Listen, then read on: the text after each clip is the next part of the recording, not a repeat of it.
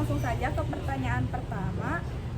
Apa sih pandangan Ibu mengenai kekerasan seksual anak? Kalau menurut pandangan ibu ya, yang ibu tahu gitu ya, secara tidak langsung gitu, kalau seksual itu kan khusus untuk orang-orang, mengenalnya untuk orang-orang dewasa. Tapi bagi anak-anak memang harus diperkenalkan, tapi dengan caranya mungkin dengan cara lain. Tapi seandainya terjadi pada anak-anak sejak dini, ya mudah-mudahan tidak terjadi. Tapi pandangan ibu juga tetap harus diperkenalkan pada anak bahwa seksual itu misalkan masalahnya harus diketahui oleh orang dewasa. Kalau anak kecil ya mungkin hanya diperkenalkan saja.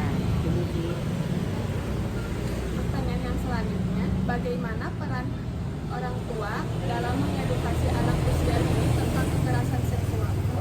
mengedukasinya mungkin mempraktekkan secara, kalau di anak-anak lah di SD, memperkenalkan misalkan alat-alat tubuh kita, yang mana yang boleh dipegang, yang mana yang boleh tidak dipegang, apalagi terkecuali mungkin yang selalu tertutup badan kita. Misal kalau yang dipegang hanya tangan, misal salaman, terus alat-alat kita kan tertutup, nah itu tidak diperbolehkan gitu kan. Kecuali misalkan walaupun perempuan sama ibunya gitu. Kalau laki-laki misalnya sama ibunya sebetulnya kurang baik lah gitu. Tapi kalau sama bapaknya nggak apa-apa. Kayak anak-anak zaman sekarang lah udah tuh, ma pipis gitu kan. Nah, jadi sebaiknya diajarin lah secara ini gitu. Ya sok sendiri belajar.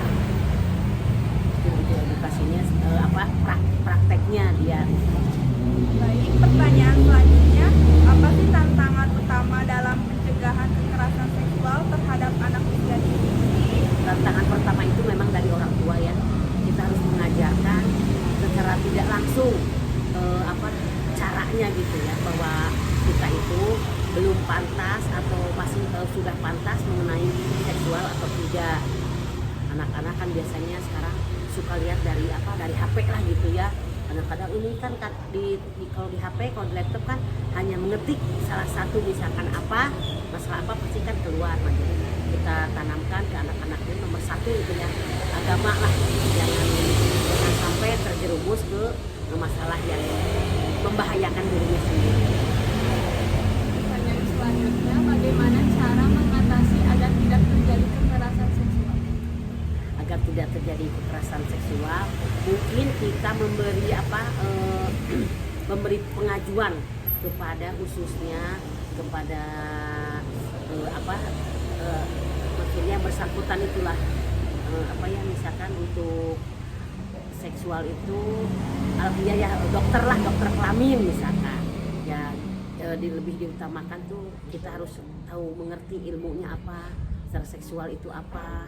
Jadi mungkin harus lebih ke yang bersangkutan yang mengenai seksual itu. Kalau ibu mungkin kurang tahu tuh, hanya mengajarkan anak jangan sampai kita keterlanjuran misalkan melaksanakan seksual secara dini.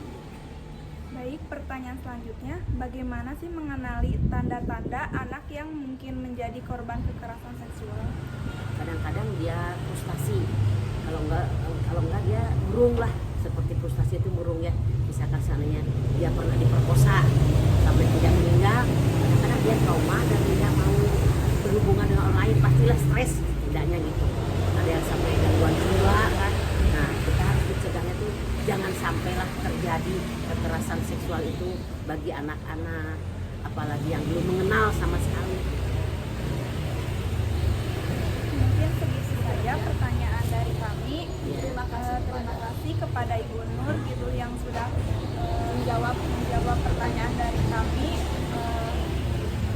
Sekian. Wassalamualaikum warahmatullahi